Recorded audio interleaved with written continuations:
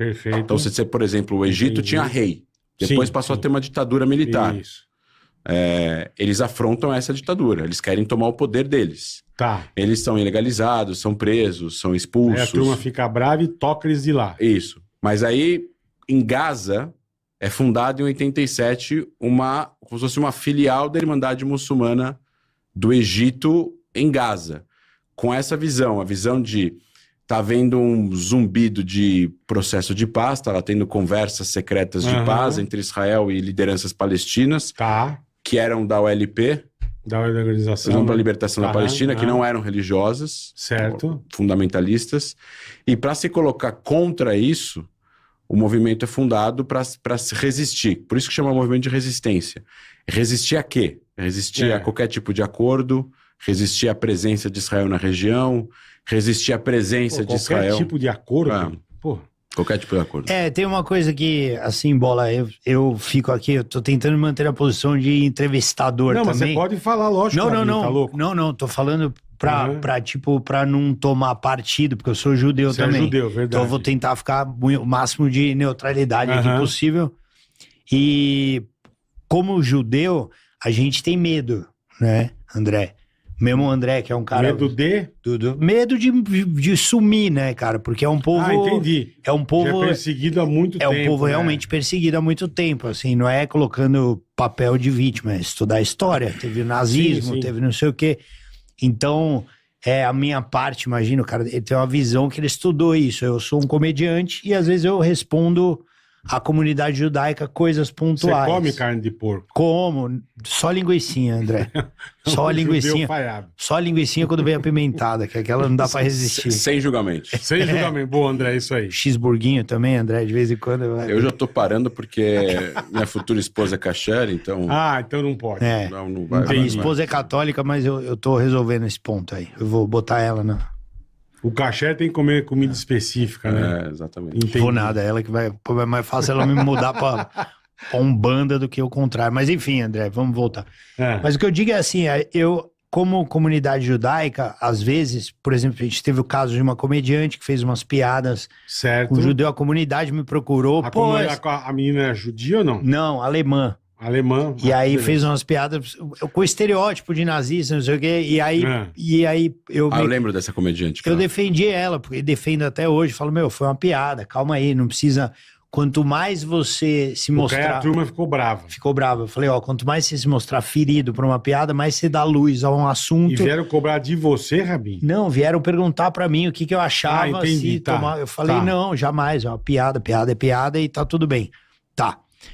Por que tudo isso? Além de defender a comédia, eu defendo que, cara, é um assunto que a gente nem queria que voltasse, certo? Verdade. Porque a gente quer trabalhar, cara, a gente quer viver a nossa vida e tal, só que hoje em dia ele voltou muito forte. Então eu tô dando essa introdução, porque eu acho importante esclarecer coisas que as pessoas pensam sobre essa guerra. Por exemplo, muito ouve-se falar que Israel, então, tomou o espaço da Palestina. Eu acho legal a gente introduzir a história de como era essa região lá nos primórdios. Judéia, parece que foi o primeiro nome. Como é que é essa história? Primeiro eu acho que seria interessante colocar o seguinte, existem muitas explicações sobre os motivos pelos quais existem antissemitismo no mundo, né? O ódio contra judeus. Quando a gente fala antissemitismo, a gente está traduzindo para ódio contra os judeus. A gente não está falando racismo contra semitas, porque semitas também são árabes, mas o ódio aos árabes seria xenofobia, não antissemitismo, ou islamofobia, racismo... Contra o Islã, exatamente. O antissemitismo clássico, que seria o ódio contra os judeus, ele foi se moldando ao longo dos séculos. Mas outro dia eu assisti um historiador espanhol dando uma explicação muito surpreendente pro talvez seria o marco zero do antissemitismo. Marco zero do antissemitismo. Onde originou? Segundo ele, os judeus, até mesmo no começo da ideia dos judeus como povo e civilização, onde existia uma conduta de vida, né? Que hoje a gente traduz por religião judaica, mas na época seria mais uma forma de se viver, como casar, como enterrar, como cozinhar uma comida, Sim, uma forma de viver mesmo. Que no fim das contas, naquela época, 2.500, 3.000 anos atrás, era, no fim das contas, a cultura e as regras sociais que você tinha entre vocês e com vocês e as outras pessoas. Sim. Então, naquela época, os judeus foram os primeiros, ou pelo menos no espaço que eles conviviam, foram os primeiros a determinar regras de proteção a direitos dos escravos. Tá. E isso afrontou... Isso que eu falei, isso tem incomodado demais. Incomodou. Né? Porra. Incomodou todos aqueles que estavam no establishment e tinham escravos e faziam o que queriam. Sim, sim. Então você tinha como tratar o escravo, você não podia fazer tais coisas, no 7º ano precisava dar liberdade, você tinha uma série de regras. Esse início, que é o que a gente chama hoje de entre aspas, direitos humanos para a época, né? Porque hoje, obviamente, que isso é abominável, qualquer tipo de...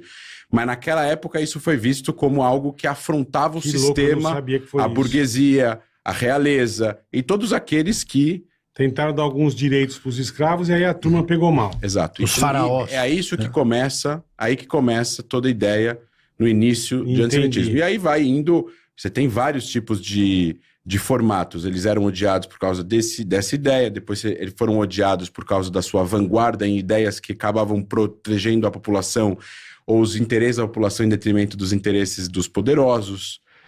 Aí você tem as regras de que os judeus não poderiam ter terras, então acabavam acumulando ouro ou prata, porque era mais fácil você se locomover. Sim, sim. E aí começou a surgir os empréstimos para as navegações. Aí eventualmente algum império europeu não podia pagar, expulsavam judeus. Caramba, é isso né? mesmo? Então dizem que os judeus que financiaram as navegações de Cristóvão Colombo, dizem até que ele era judeu, enfim, ninguém sabe exatamente. Tá. Mas que tem muitos judeus que chegaram aqui naquela... Colomberman, é o nome dele. Cristóvão Colomberman. Colomberman. Mas assim, e aí assim,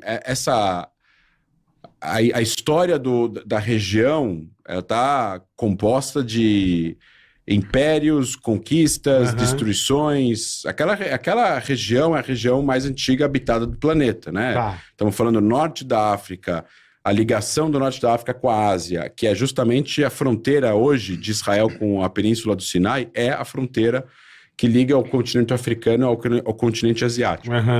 E aquela era a região da onde os judeus se transformaram num povo e passaram a ter consciência comunitária, religiosa, consciência étnica, participaram aí de diversas batalhas para poder conseguir viver naquela região.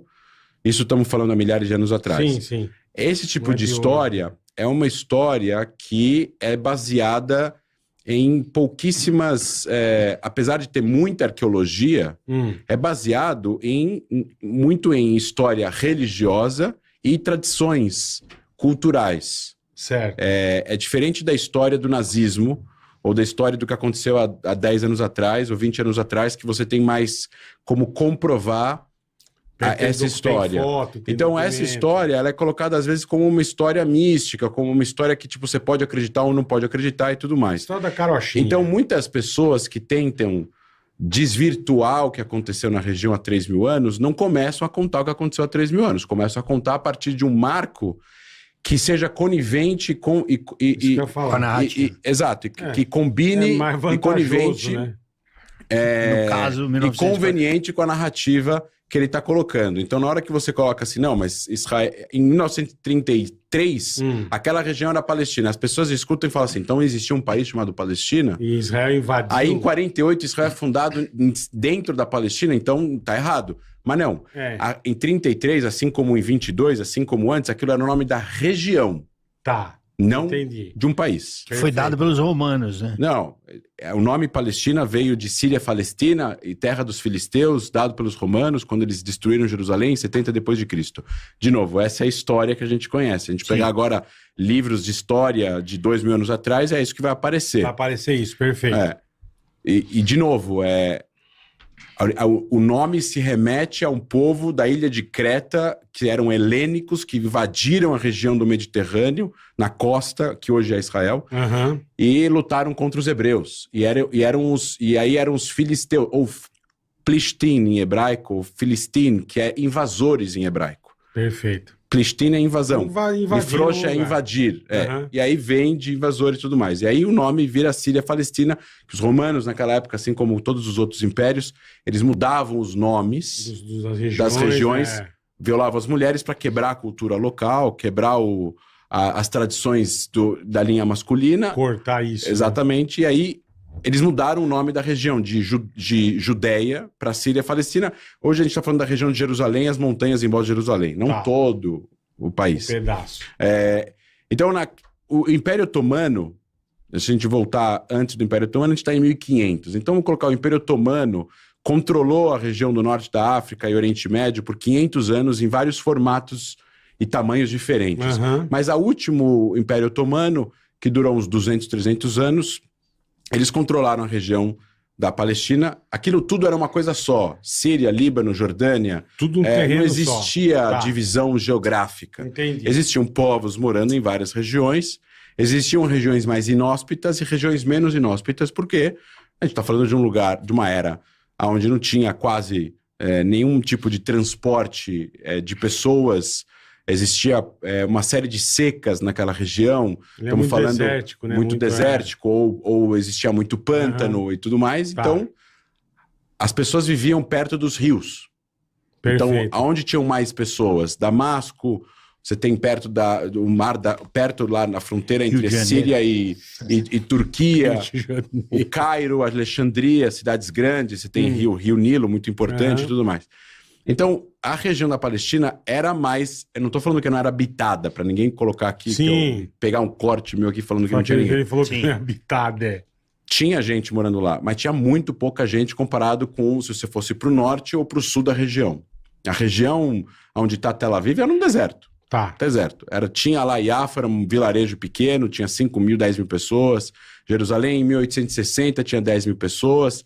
Tinha mais alguns vilarejos, vilarejos árabes principalmente, muitos vilarejos árabes. Estamos falando a região foi conquistada pelos árabes no ano 1100, dos cruzados. Entendi. Né? Então, o Saladino, as conversões, né? O Islã, depois que surge no século VII, ele vai convertendo as pessoas. Por isso que ele se expande. O Islã nasce na Península Arábica, né? Com Maomé, e ele vai se expandindo e conquistando e convertendo as pessoas que vão entrando para a religião. Como a gente chama de uma religião. Assim como o cristianismo, na sua época, o Islã foi uma religião expansionista, né? Quanto mais pessoas, melhor, né? Para fazer parte dessa filosofia de vida. O judaísmo nunca teve essa questão expansionista, pelo contrário, né? Você vai se converter, é difícil. Muito, complicado. muito.